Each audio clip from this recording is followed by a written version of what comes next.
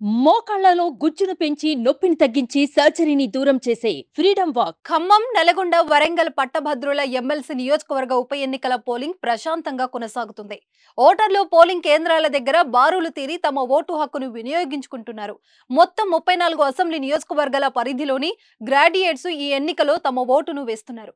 Graduate ఉప ఎన్నికల కోసం మొత్తం 605 పోలింగ్ కేంద్రాలను ఏర్పాటు చేశారు.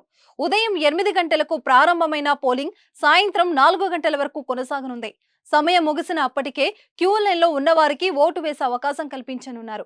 ఎలాంటి అవాంఛనీయ ఘటనలు జరగకుండా పోలీసులు అన్ని చర్యలు తీసుకుంటున్నారు. బీఆర్ఎస్ ఎమ్మెల్సీ పల్లా రాజేశ్వరరెడ్డి గత అసెంబ్లీ ఎన్నికల్లో ఎమ్మెల్యేగా విజయం సాధించడంతో ఎమ్మెల్సీ పదవికి రాజీనామా చేశారు. దాంతో ఆ నియోజకవర్గానికి ఇవాళ ఉప ఎన్నిక నిర్వహిస్తున్నారు. ఈ ఎమ్మెల్సీ ఉప ఎన్నికల బరిలో మొత్తం 52 మంది అభ్యర్థులున్నారు. కాంగ్రెస్ పార్టీ అభ్యర్థిగా తీన్మార్ మల్లన్న, బీఆర్ఎస్ పార్టీ అభ్యర్థిగా రాకేష్ రెడ్డి, బీజేపీ అభ్యర్థిగా ప్రేమేందర్ రెడ్డి పోటీ పడుతున్నారు. జూన్ 5న ఉప ఎన్నిక ఫలితం విడుదల కానుంది.